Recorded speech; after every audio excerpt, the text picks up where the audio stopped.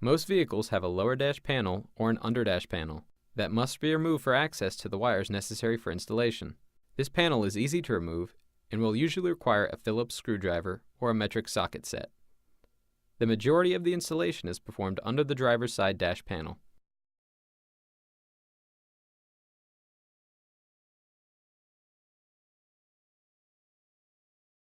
Depending on the vehicle, it may also be necessary to remove the lower steering column cover for access to the ignition switch harness. On most vehicles, you can access these wires without removing the column cover. If the vehicle has an anti-theft system, you will need to remove this column cover to install the transponder antenna loop around the ignition switch tumbler. This will be explained more in depth in the anti-theft bypass section of the video.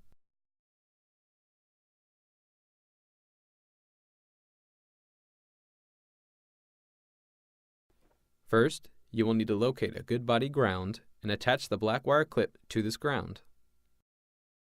Use the color code chart to help find and locate the proper 12-volt constant wire in your vehicle. After locating this wire at the ignition switch harness, probe it with the test light. When you probe the correct 12-volt wire, the red light will show on the test light. Strip the wire until the copper is showing and clip the red lead on your computer-friendly test light to the 12-volt constant wire. Look at the test light. You should now have a red and green light glowing dimly. The test light is now ready to use.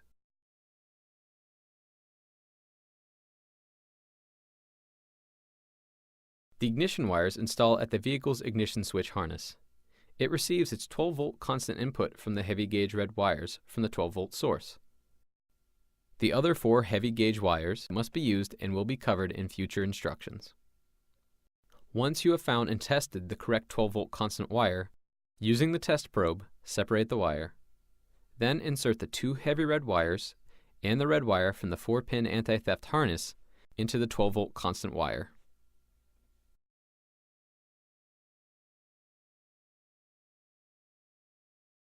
If your vehicle has 2 12-volt constant wires, you will need to strip back about 1 inch of the wire insulation or until the copper is exposed on both wires. Wrap the wire around one side, then the other, and finally around itself. Using electrical tape, cover all exposed copper, then secure the electrical tape with wire ties.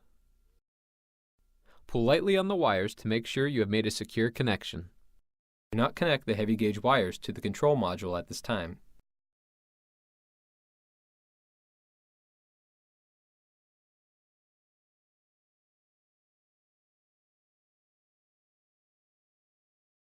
On the vehicle color code sheet, locate the proper wire color for the ignition number 1. The ignition number 1 wire may also show green on the test light until the key is turned on. Turn the key on and the test light should turn red and remain red. After testing this wire, strip back about 1 inch of the wire insulation until the copper is exposed. Using the test probe, separate the wire. Then insert the wire.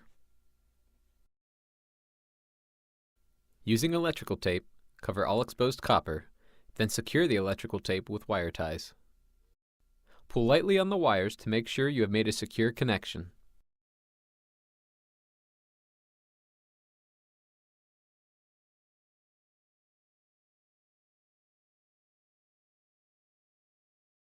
With the key in the off position, the ignition number 2 wire may show green on the test light. When the key is turned on, it will turn red and remain red through each turning of the key. With some ignition number 2 wires, it may turn off when the key is in the cranking position, or in some cases it may turn off in the accessory position. And it will always turn off when the key is turned off. Connect the white and red ignition number 2 wire to the vehicle's ignition number 2 wire. Duplicate the remaining steps for the installations of the ignition number 1 wire and the 12-volt constant wires.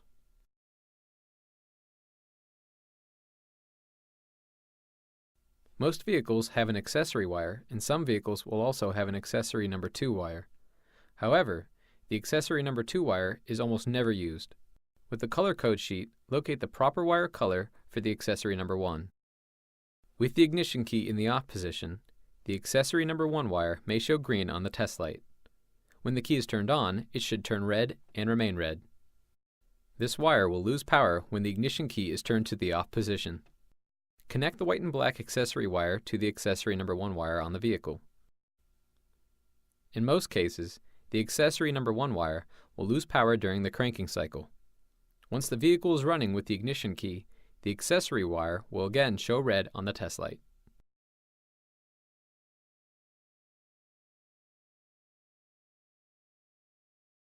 With the color code sheet, locate the proper wire color for the starter wire. It should test as follows. With the ignition key in the off position, the starter wire may show green on the test light. When the key is turned to the start or crank position, it will turn red and remain red until the vehicle starts or until you release the ignition key from the start or crank position. This wire will only show red on the test light when cranking the engine with the ignition key. Connect the yellow and black wire to the vehicle's starter wire using the same connection method.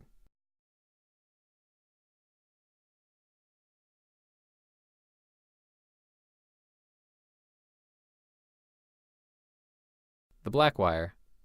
This is the main ground wire for the module. This wire must be connected to a good, clean body ground for the unit to operate properly. Make sure it is attached to a good ground source that is free of any paint or dirt that may keep it from making a good ground connection. This wire should be your first connection in this harness. Do not connect the heavy red wires to the module until the black wire has been connected first, and you have plugged this harness into the module. The blue and black positive brake wire. This wire connects to the vehicle's brake switch and allows 12-volt power when the brake pedal is pressed to turn off the remote starter. This wire is very important and is also used to shut off the remote starter and to program the remote transmitter. The brown parking light wire. This wire is the connection to the parking lamp circuit and will provide a visual indicator when the vehicle is running in remote start mode. It is also required for programming. There is a switch on the control module set to provide a 12-volt positive output on the brown wire. If your vehicle requires a negative pulse to activate the parking light circuit, you must move the switch to the control module to the negative position before beginning. Please consult your wire color code chart to determine your vehicle's parking light polarity.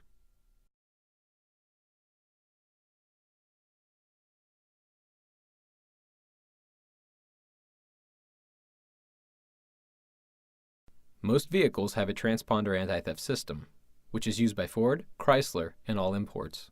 When installing a transponder bypass system, it is necessary to have an extra ignition key placed inside the bypass module. Then you will need to place the transponder loop antenna around the ignition switch tumbler on the steering column, or in some cases, at the ignition switch on the dash of the vehicle. If you're installing any remote starter series other than the B series, you will need to purchase a separate bypass module, part number 791, or an interface bypass module programmed for your vehicle. For information on purchasing the 791 bypass module or an interface bypass module, visit bulldogsecurity.com.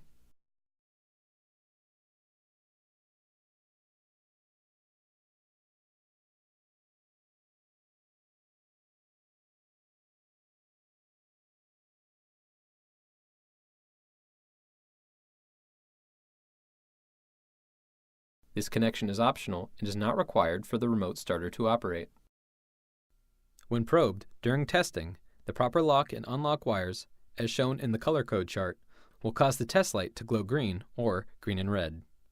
When the power door lock switch is pressed in the lock position, the lock wire will show red on the test light and the doors will be locked.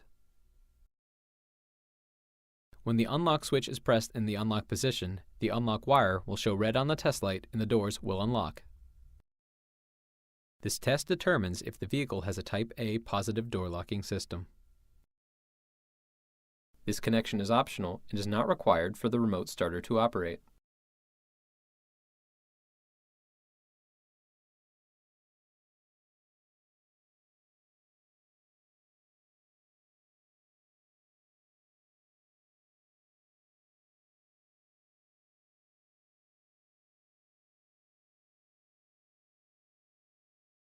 Once we have determined the type of door lock system in the vehicle, the next step is to connect the wires from the 5-pin door lock harness. If on your vehicle diagram you have a Type A positive, you will only be using 3 wires in the 5-wire door lock harness. Attach the red and black wire to a 12-volt positive source in the vehicle. Connect the blue and black wire from the 5-pin harness to your vehicle's lock wire.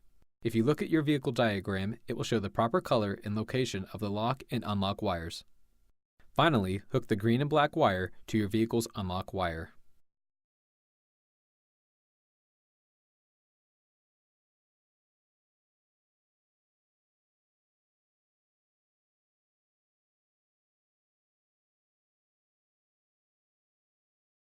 This connection is optional and is not required for the remote starter to operate. The Dome Light Supervision feature will turn on the interior lights from the remote control with the unlock function. To connect this feature, you will need to refer to the color code chart to see what type of Dome Light Supervision or door pin trigger type you have. The Dome Light Supervision output wire from the main wire harness can either provide a positive or negative output depending on your vehicle's wire chart.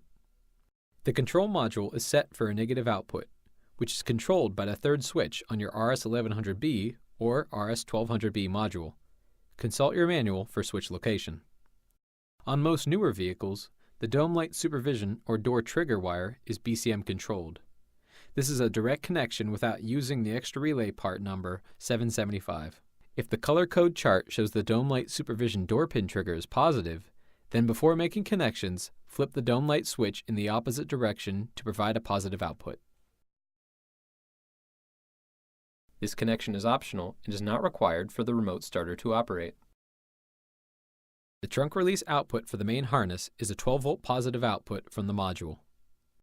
If your vehicle requires a positive pulse to activate the trunk, then connect the wire directly to your vehicle's trunk wire as shown in the vehicle diagram chart. The center switch on your control module is set by default to a positive output. If the trunk release wire is negative and is not BCM controlled, then the extra relay part number 7075 will be required. See the diagram for negative trunk release. The center switch on your control module is set to a positive output by default. Flip the trunk release switch in the opposite direction to provide a negative output. Connect the trunk release wire from the main harness to the negative trunk release wire in the vehicle.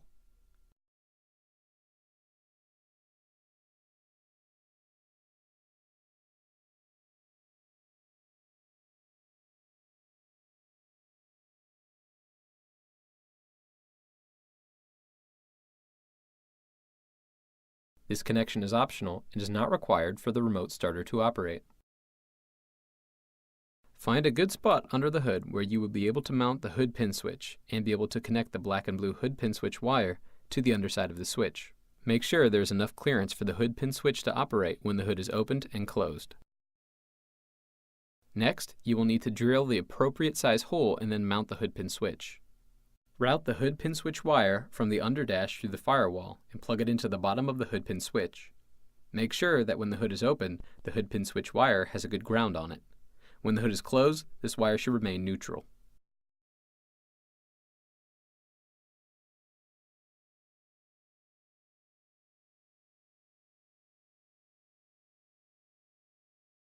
The remote starter engine warning sticker should be placed under the hood where it can be easily seen by anyone that needs access under the hood.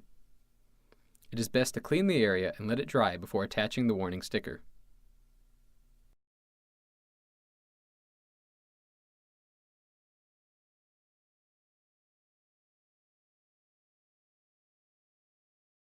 After making all connections and testing the remote starter's function several times, gently place the module and connecting wires under the dash.